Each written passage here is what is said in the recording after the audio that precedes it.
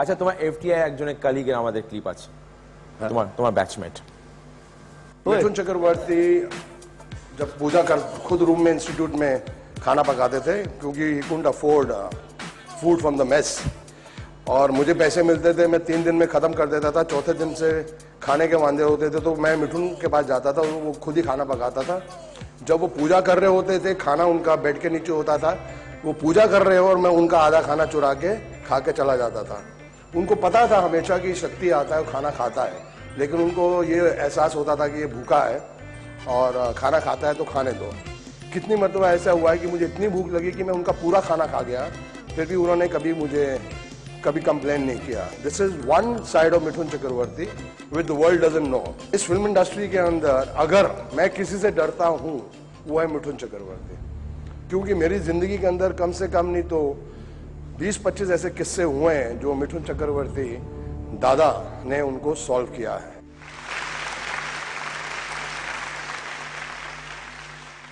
First half of your life before you came to the film industry, your political beliefs has made you like this?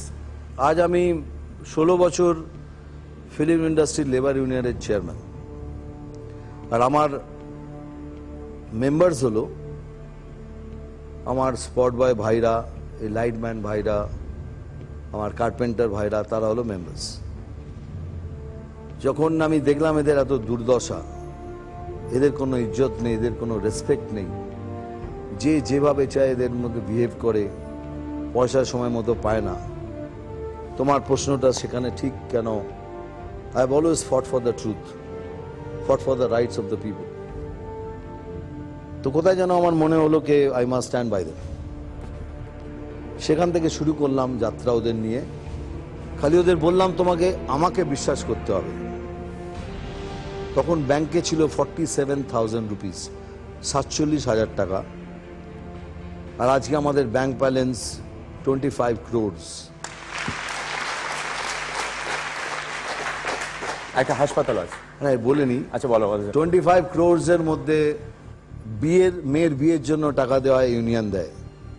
বাচ্চা আছে 4টে বাচ্চা, 5টা সেটা তার subsidised পড়াশোনার পয়সা ইউনিয়ন দেয়, রিটায়ারমেন্টের পয়সা ইউনিয়ন দেয়, মেডিকেলের খরচা ইউনিয়ন দেয়। এবারে তাদের নিজেদের প্রভিডেন্ট ফান্ড করতে চলেছি। ওদের খালি আমার উপরই অগাধ বিশ্বাসটা ছিল যে দাদা আছে, এখনো অবধি তাই করে এসছি, আগে কি হবে জানি না। সমস্ত ওয়ার্থ মিলে this union is almost 30 crores। আমাদের যা প্রপার্টিজ আছে 30 কোটি টাকার মালিক ওরা। অ্যান্ড কারোর থেকে কোনো ভিক্ষে চেয়ে নয়, একটা অ্যাক্টারের কোনো কন্ট্রিবিউশন নেই, ডাইরেক্টর নেই। আমার বিগিনিংয়ে যতটুকু ছোট্ট একটুখানি ছিল যেটা শুরু করার, তাছাড়া কারোর কোনো কন্ট্রিবিউশন নেই। এটা তারা মেম্বাররা নিজেদের পয়সা জমিয়ে জমিয়ে আজ এখানে এসছে। অ্যান্ড আই এম হোপফুল কে এবারে ওদের প্রভিডেন্ট ফান্ডটাও করে দেবো। আর একটা প্রমিস আছে যেটা ওদের একটা ঘর বাসনের ব্যবস্থা করা। I think I am going to try this time. বেনুদা স্কোরটা জেনি এখন কোন 5 জন হট সিটে আসবে? 5 নম্বর নিয়ে হট সিট নাম্বার 1, ডান দিকের ফার্স্ট সিট, ভাস্বতী দাস। আরে বাহ, क्या बात ভাস্বতী, আসো। 4 নম্বর নিয়ে সঞ্জিত পালিত। সঞ্জিত পালিত, আসো।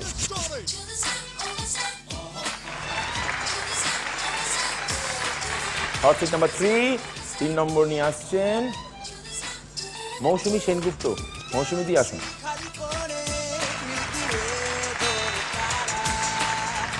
Hot seat number 4 Arindam Chowdhury, আসুন।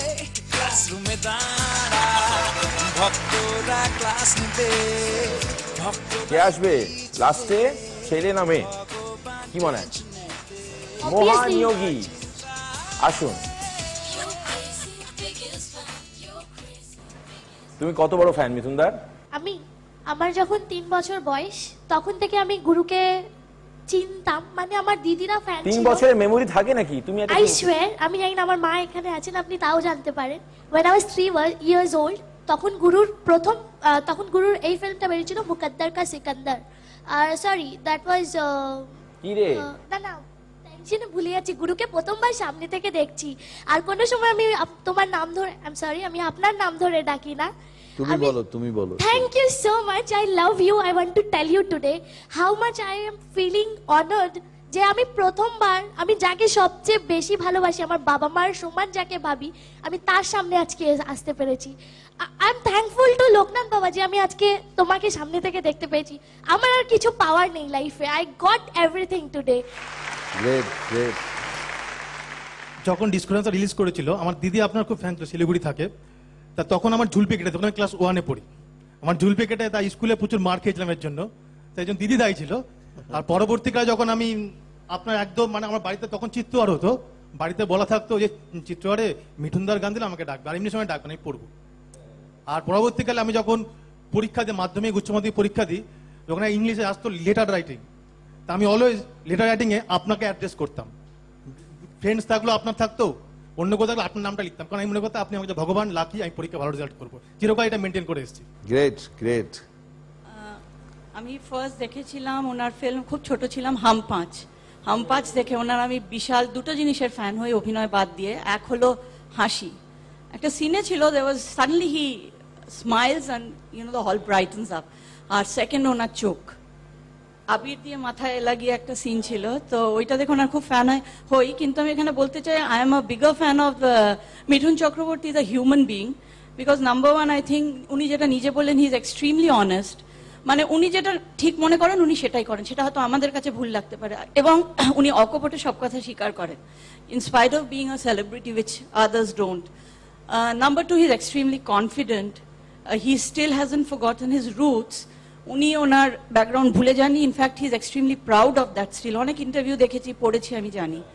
এবং third, last but not the least, I think he is a big philanthropist, যেটা উনি আজকে প্রথম শুনলাম ওনার মুখে, আগে অন্যান্য জায়গায় আমি শুনেছিলাম। তো আমি নিজেও মিডিয়াতে ছিলাম, একবার ওনাকে ইন্টারভিউ করেছিলাম, ওনার অবভিয়াসলি মনে নেই। কোথায় যেন মুখটা চেনা চেনা মনে হচ্ছে। Thank you, you are still as charming, but আমি again I repeat, I'm a very big fan of Mithun Chakraborty the actor, but a bigger fan of Mithun Chakraborty the human being. Super, thank you so much. আচ্ছা এখন শোনো, তোমাদের সাথে দুটো second রাউন্ডে আবার কথা হবে, হ্যাঁ ঠিক আছে। মিথুন দা, তোমার নাম মিথুন কবে থেকে মিথুন হলো? এটা অদ্ভুত একটা জিনিস। আমার নাম হলো অ্যাকচুয়ালি গৌরাঙ্গ চক্রবর্তী, কিন্তু আমি প্রোটেস্ট করেছিলাম, কেন সন্ধি বিচ্ছেদ করলে গৌর যাহার অঙ্গ কোথাও মেলে না। যাই হোক, মিঠুন চক্রবর্তী করতে গেল, এমনিতে আমাকে সবাই মিষ্টি বলতো খুব, সে কলেজে হোক কে মিষ্টি হাসি, তাই জন্য হ্যাঁ যে হোয়াটএভার, ভীষণ মিষ্টি মিষ্টি করতে থেকে ইয়ার্কি ছলে ছলে মিঠুন হয়ে গেছিলাম। আর নামটা এই জন্যই ফোর্স করা ছিল, ওই সময় মিঠু মুখার্জি আমাদের পশ্চিমবাংলা খুব নাম করা হিরোইন ছিলেন, উনি সেই সময় বোম্বেতে পা রাখছিলেন, তো সবাই গুলিয়ে ফেলতো আমাকে। যেই অফিসে যেতাম আমাকে তাড়াতাড়ি অ্যাপয়েন্টমেন্ট দিয়ে দিত, হয়তো বোধহয় মিঠু মুখার্জি দেখা করতে এসছে, তো আমাকে দেখতে বলে, আরে তুমি তো ছেলে, গেট আউট। সো মিঠুন নামটা সেখান থেকে অ্যাকচুয়ালি শুরু হয়েছিল, আর যেটা পরবর্তীকালে ইজ বিন এস্টাবলিশড অ্যাজ